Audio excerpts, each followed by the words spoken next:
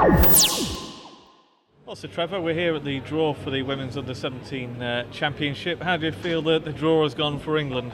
Well, I don't, generally think we complain as such. You get to the final stage, I mean, all countries are going to be pretty decent. Some are more experienced than others, and even ourselves as well. We've probably got a young group this year that, will probably have their inconsistencies, but so that would have been tough for them.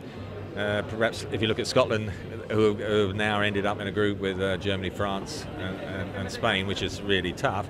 Austria, who is the first time here, but they qualify very strongly. After that, we've got Italy and Portugal. So they're countries that I think that group will be quite competitive. I wouldn't like to predict who will come through our group, and you'd like to see then how our young girls react to that pressure of friends and family watching them. Some respond to that, others get a little bit nervous and go into their shell as a result of that. But that's really what the tournament experience is about. That's why it's important for us to host it, to get that experience of playing the bigger countries, or I say the quality ones who are usually competing at this level.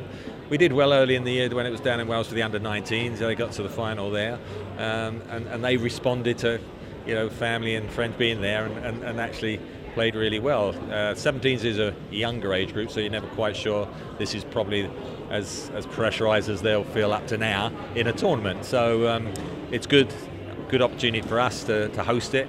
And for them to have that platform to see how they respond. But more than anything, they'll need a lot of support, and so hopefully, at the grounds that we've selected, that fans will come out and cheer them along. But the group that we've ended up with, we couldn't quibble about, and it's up to us now to see if we can progress into that knockout stage.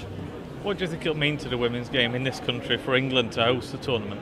It's important. I mean, just from the point of view that 17s is an age group where we start to run the teams like we've got 15s, 17s, and 19s. European championships are always a bit like the boys, always have knockouts in the 17 and 19. The women's game probably in this country, as in the last decade, has grown massively. It's the third biggest sport in the country now, and we think in the next 4 years or so we're probably it'll be second only to men's football, which is great. And of course, the age group we're talking about now, we've got a massive amount of young girls playing small-sided game, mini soccer, and progressing into the bigger game, 9v9 and so forth. Now, the 17s is a tournament where you can say, look, there's an opportunity here for some talented girls to work its way through the system, play with their under 15s, 17s, 19s, and you can play in a tournament like this very much like the boys and the men do. So it's really showcasing the player pathway for the girls' game, which probably a lot of young families and parents and that probably don't realise. And so the fact that we're hosting the event highlights that to some of those youngsters who perhaps still in the mini soccer. Goodness me, in a few years' time that could be me, and that's really what we want. And for Chesterfield, it means 4 games hosted at the Primark Stadium, including the final. There has been international football there before as well, so great for the town, and hopefully future international action there as well. Yeah, more than anything, I think it's an example for everyone locally within striking distance of Chesterfield to come along.